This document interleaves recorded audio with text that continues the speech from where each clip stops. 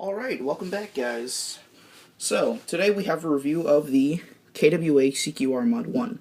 I know it's been a while since I posted a video on my channel, and this is actually my first Airsoft video at all, where I'm actually talking and I have a camera working. So I know it's been a while. Hopefully I'll get gameplays back out. I did get a PC, a Windows machine, because I've actually been running on a Mac, but haven't yet picked up any recording software for it, so I'm going to have to do that. But anyway, today we have the review, like I said, of the CQR Mod 1. So, in the box you'll find a small bag of tools, coming with 2 Allen wrenches, or Allen keys, and a front sight adjustment tool for the front sight on the gun. And I believe these Allen wrenches are of the same size because they're used for the body pins here on the gun. So you get this little small bag. You get standard cleaning, plastic unjamming rod, useful, good to have. You get your KWA paperwork, so you got your owner's manual for the CQR Mod 1 and 2. You get your, well, essentially this is basically telling you you can put a LiPo in this gun and it's going to run fine, because obviously KWA has pretty much, they have very high quality gearboxes as far as I know. And then you get your KWA warranty paperwork and such. So that's what that is. Now, onto the gun. So the gun, they also give you actually one thing in the box, which obviously is, goes onto the gun. A nice little red barrel plug. So that fits onto the end. So that is also in the box. But anyway, now to the gun. So the gun is, I'm going to take the mag out here. We'll talk about that in a second. But I just want to talk about the gun. Now the gun is obviously an M4. It's an AR-15 variant. They're styled off that. Now, the lower receiver here, so basically all this, this line here divides the upper and the lower. The lower receiver here is plastic. Okay, this isn't metal. This is plastic. This is metal. This upper receiver here is metal. Your trigger is metal, your trigger guard, or your, this here is metal. Oops, bumped the camera there. And, your sling mounts, your 2 sling mounts that you have here are metal. This sling mount here is metal. Most of the sight is metal. This sling mount here is metal.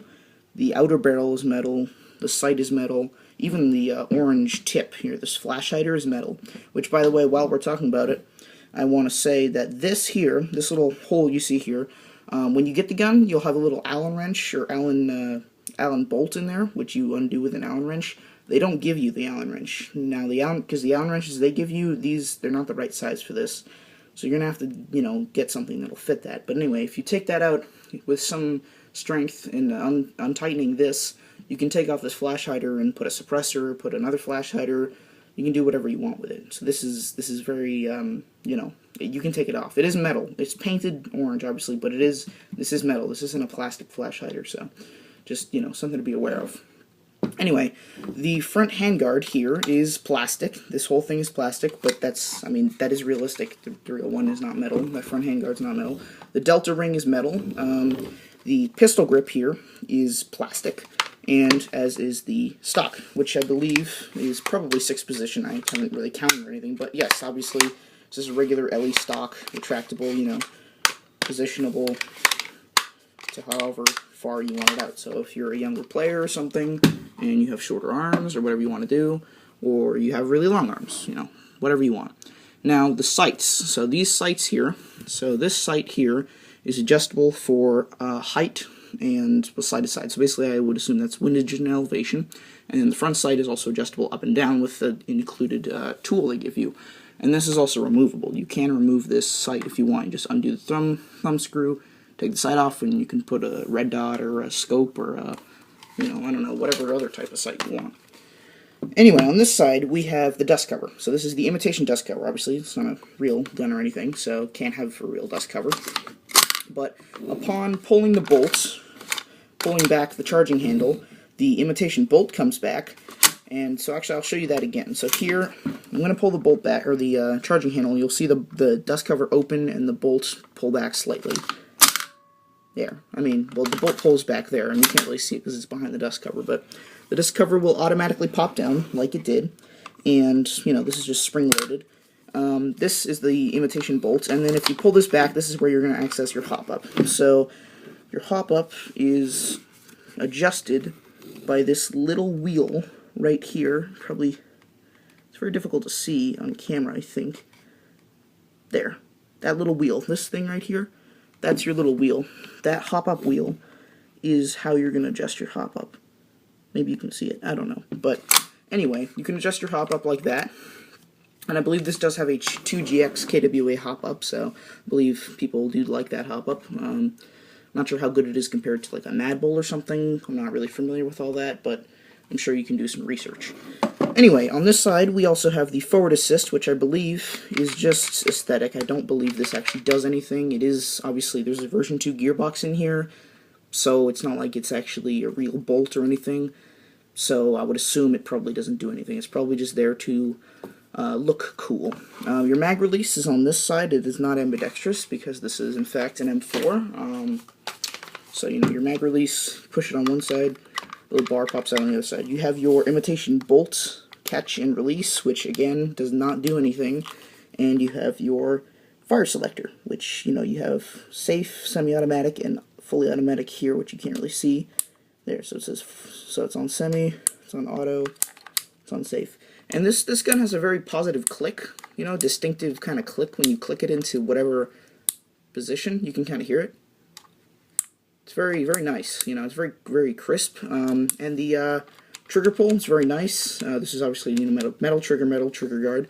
Yeah, but it's very crisp when you fire it. It's very nice. And then down here, while we're here, is actually the golden screw. So that's your motor height adjustment, which I'm not sure if that's brass or what, but that is your motor height adjustment. So yeah. And then you do have sling mount points on this gun. You have one here. You have two back here, so one here on this side, one on this side, and then you do have your sling mount point here at the front. And now while we're here, this here, you might be wondering, what is this on my M4? Why is this here? Well, you can actually attach a bayonet to this. So, I actually happen to have one. Obviously it's not a real bayonet, it's the kind of rubber fake, you know, this is rubber, you know, it's fake. But it is kind of like an imitation the combat knife, and you can slide it over the barrel. So it's got a little ring. You slide it over the barrel, and then you line it up here, and you click it into place, like so. And then you have a bayonet attached to your M4, like that, which is kind of cool. Now to detach it, obviously you just, you know, you got two little clips here, and you just pull off the bayonet. But that is what that little attachment is for. I'll remove that now. There, we don't need that. But that's what that little attachment's for, if you were wondering. So you can buy those, they're like 10 bucks or something. They're kind of cool. Not really necessary, but still cool. Anyway, the front handguard, this is where the battery goes. You can kind of see maybe the red and the white here. That's the connector, obviously. You pull back on this delta ring here, it's spring-loaded, and this half of the, you know, handguard comes off, and you put your battery in there. This won't fit a small type 9.6. That's what I have. I don't actually have any nunchucks. I would assume it does fit those, and because this is LiPo ready, you can run a LiPo, which, you know, will probably fit in here. So I do not have a LiPo on hand, though. Now, another thing is also that I have tested, before we talk about the mag this gun comes with, I just want to say I have tested. I have a few of these. These are just standard metal, cheap high caps, you know. This is no name. I mean, it's probably like D-Boys or JG or Echo 1 or some. I mean, I think this is Echo 1. I think this came with one of my Echo 1 guns. I mean, they're pretty much all the same. They're just metal high caps, you know. They generally run in every gun. Well, that's every gun, not this gun. So not every gun. This gun, I have tested those high caps with it. I put them in, and they kind of fed. I mean, they shot some of the BBs, but sometimes when I'd shoot them, the BBs would just drop out of the barrel. Like, you know, I don't know, 3, 4, 5, 6 feet maybe. They go 6 feet and then just kind of drop off.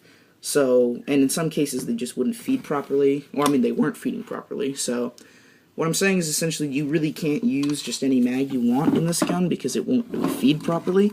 So, now let's take a look at the mag it comes with.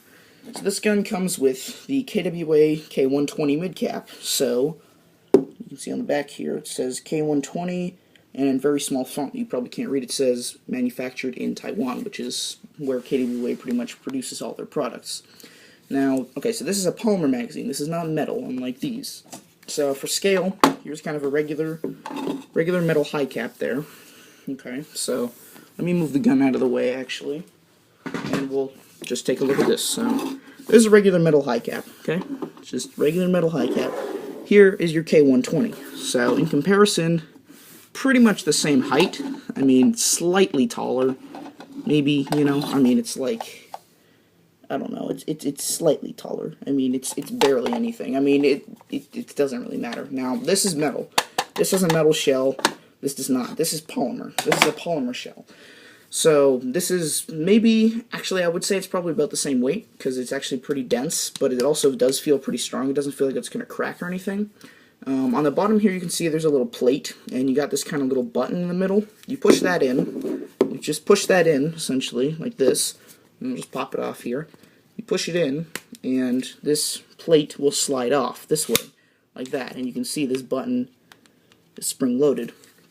Now, this plate, I believe you can change them out to, you know, other different plates and stuff like that. I've seen the ones with, like, the little pull tab or handle or whatever to get it out of your mag pouch real easy. So that plate comes off. And then from the top, you push the top of your mag, and you just see it just went down, and now it's coming out. So you just pull it right out, and you've got your core, your magazine core, which is, you know, obviously what this is.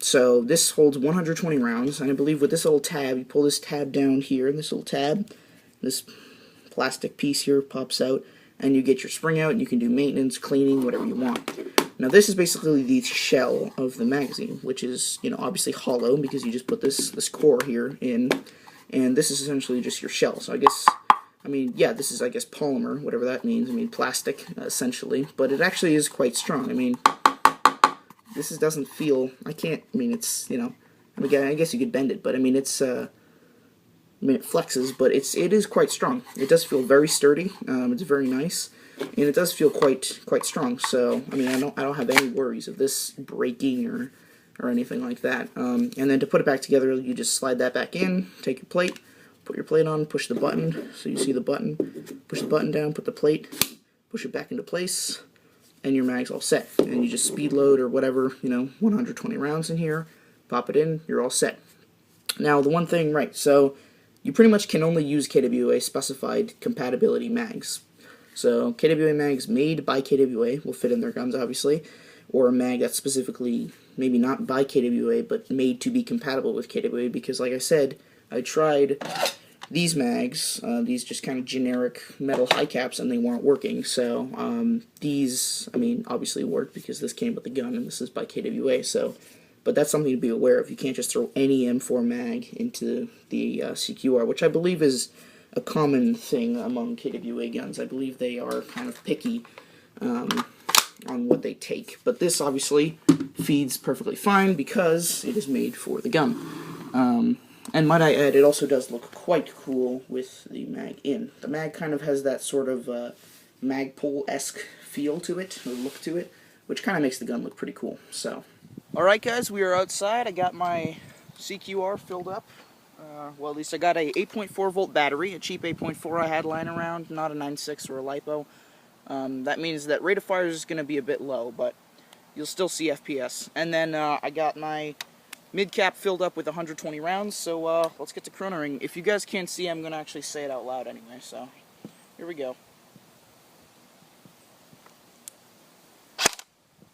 321, 320, 324, 325, 320, 325, 326, 325, 323, and 324. Alright, so that was 10 shots.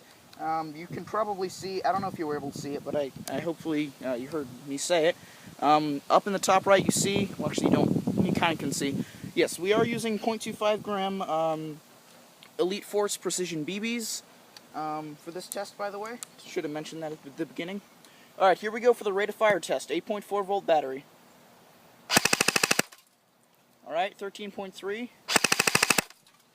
13.0, yeah. So, yeah. So basically, this thing's shooting around, you know, 330, roughly. Something like 330. And with an 8.4 volt, it shoots like 13 rounds a second.